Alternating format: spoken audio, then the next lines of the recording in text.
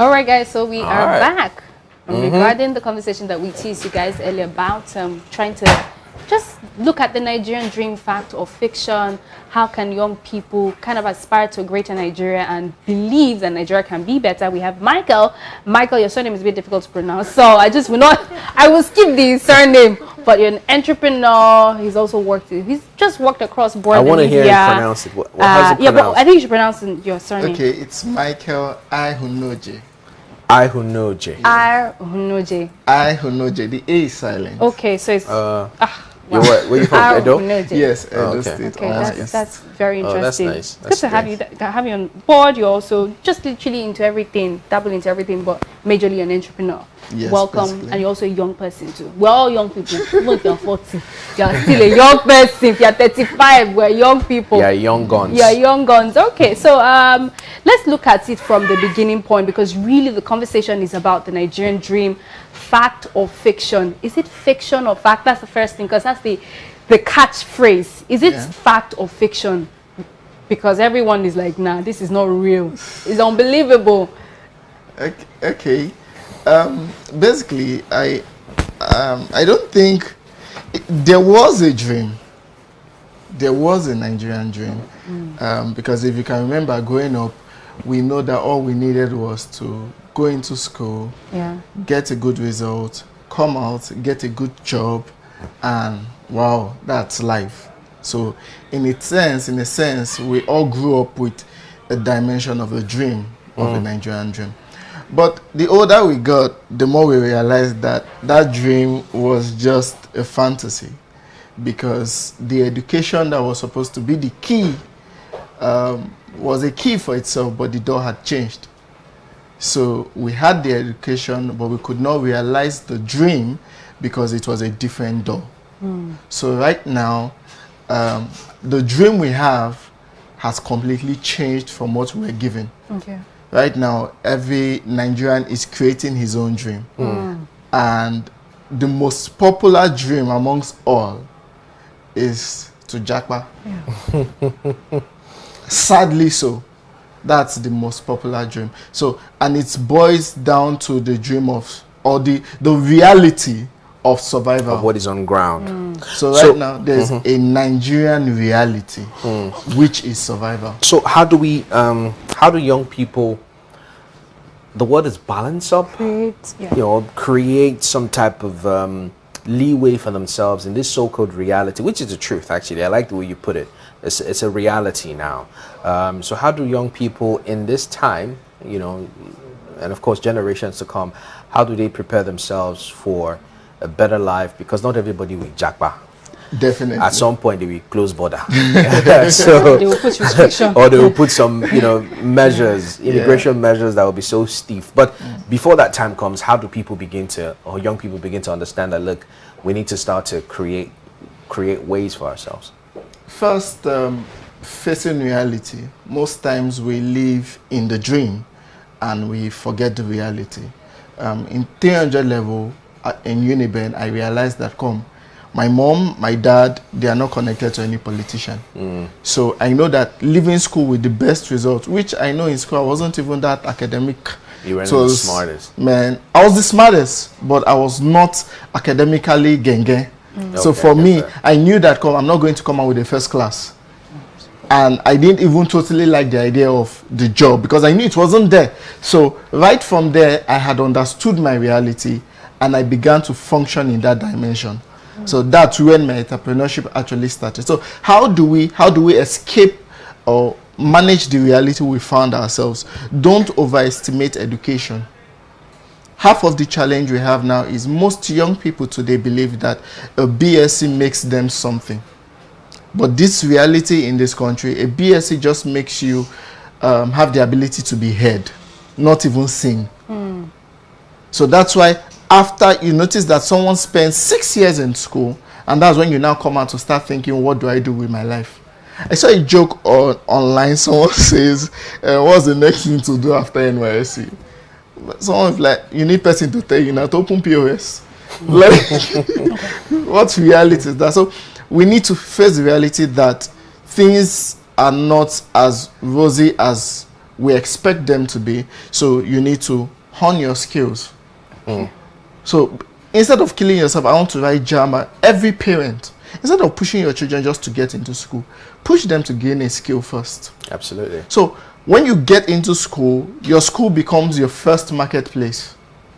There are so many opportunities for students. So many, the pressure is less. You're not paying house rent, you're not paying NEPA bill, so many things are given to you on a platter in a way. So use the people. People are one of the major resources we have. Use the people, your hostel mates, your church mates, your faculty mates, whatever mates you can find. Use them. Learn, prune your skills with these people.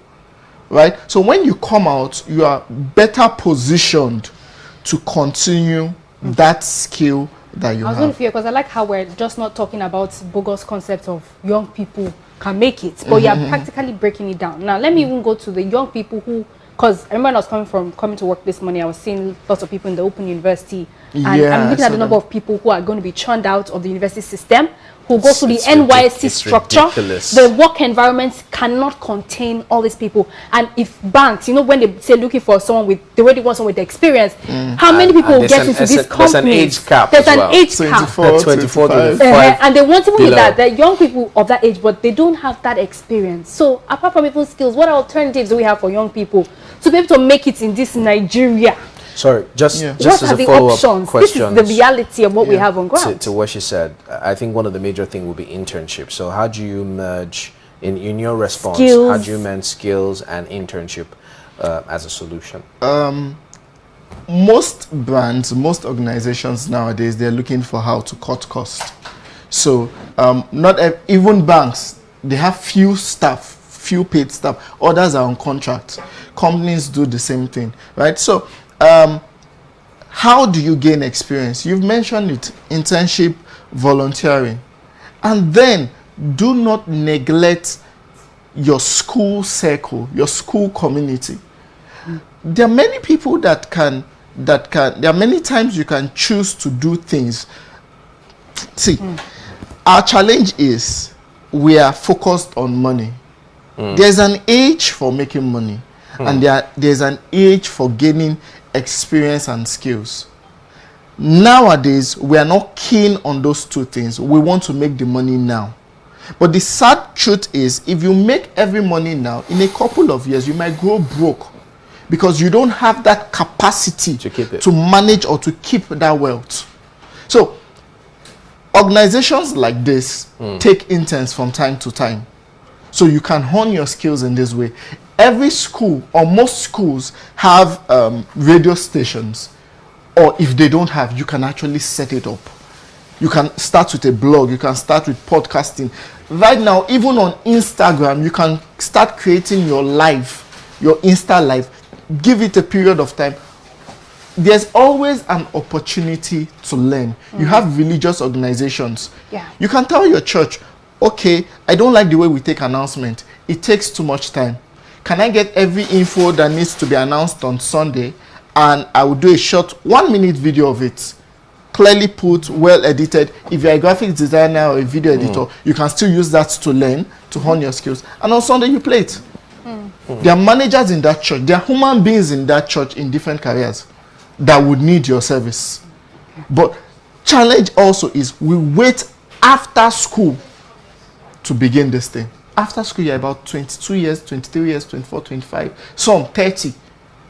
So, and then responsibility comes. You need to do this, you need to provide for your younger ones. That's the Nigerian dream of our African parents. So go to school, come out so you can continue where I stopped. Be the provider. I'll be the provider. And that scares a lot of people. Yeah. That's why you see that many firstborns have some kind of challenges.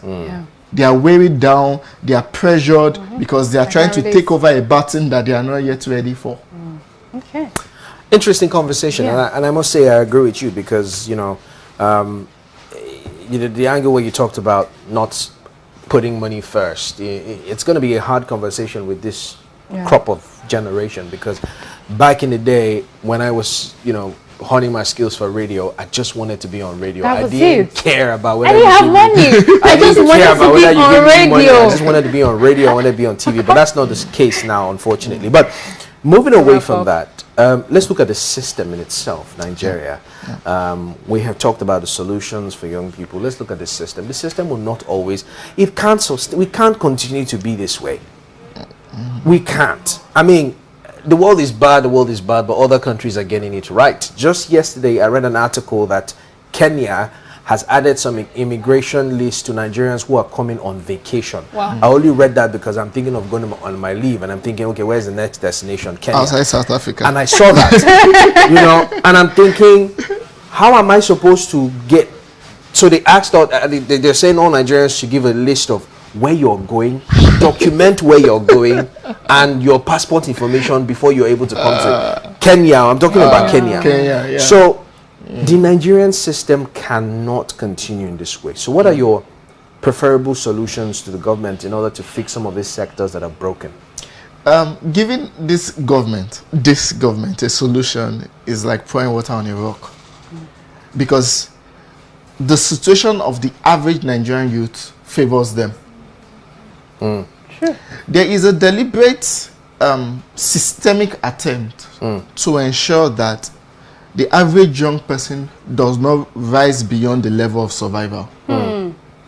That's why anything that appears productive or that seems like it's going to take these people from this point to this point is shut down or banned. So it's not just, see, the sad thing is, it's not just the government. I may be paranoid about this, but it's the system generally. Your religious organizations, think about it. How many religious organizations reward youths for academic performance, for sports performance, for what? For social performance. The religious systems, they are keen on criticizing youths. The government, they are keen on breaking the youth down, breaking the zeal down. So the moment you raise your voice to speak in public, you are arrested. The moment you try to do that off public, online, you are shut down. So for this government, they are not bothered because it favors them. Way forward, it has to be personal. Okay. It has to be personal. You have to tell yourself that, come, I am not just living to survive. I am living for my children. Half of the things I do now, my thought process is based on, I cannot have a child in this kind of system. I know what I went through in Uniben.